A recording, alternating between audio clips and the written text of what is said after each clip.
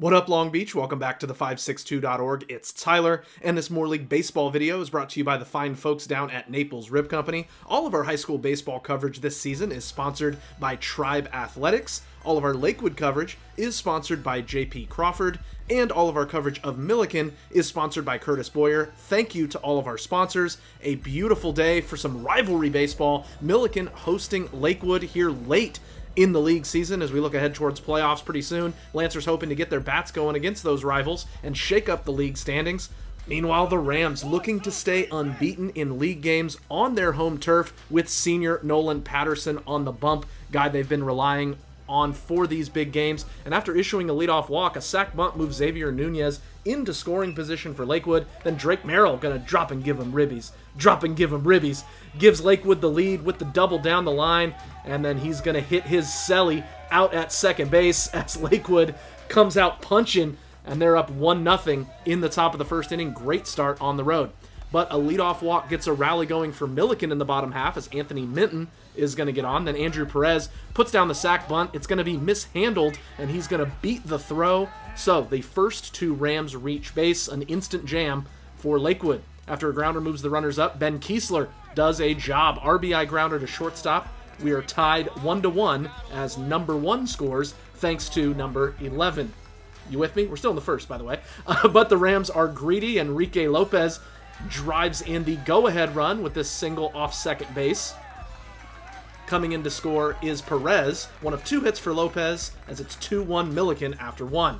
And then nice work by Patterson after getting the lead. He had 4 Ks in the first 2 innings, struck out the side in the second actually, didn't allow an extra base hit after the first, and he kept Lakewood off the scoreboard after giving up that early run, so a nice job from 1-6 and his defense.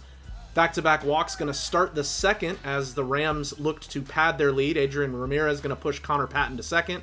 Then Ari Farrell puts down a great bunt, which turns into a base hit as Lakewood has no play. Bases loaded, no outs here in the second inning.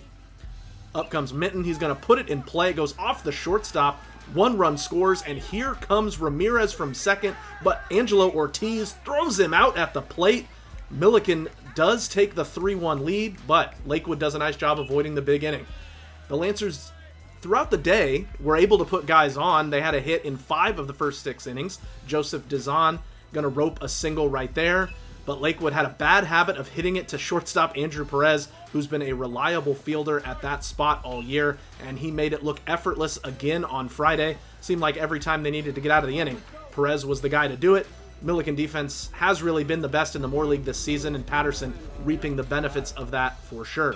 Bottom 5, Anthony Pack with a leadoff single going off the first baseman, and that's always trouble. As with Pack on first, this ain't Texas. Ain't no hold'em. He breaks for second on the steal, and Kiesler, meanwhile, plunks one into the gap. Pack loses a shoe, but he ain't stopping. He's going to hobble home, delivering another RBI for Kiesler and adding a run for Millikan.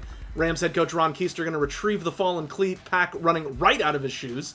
Then with runners at the corners, Patton puts down a squeeze bunt. Kiesler beats the throw home, and it's now 5-1 Rams as they continue to play good fundamental baseball and tack onto their lead. Then adding more in the 6th, 2 men on for Kiesler. He singles through the left side. Minton scores his second run of the day with a belly flop coming in. As you can see, all smiles in that Millikan dugout. 3rd RBI of the day for Kiesler as the Rams now lead it by 5. And then apologies to Matthew Ness, who was first pitch swinging, caught me flat-footed. He dumps a 2-run double to left. Pack and Kiesler score for Millikan as they win this thing going away.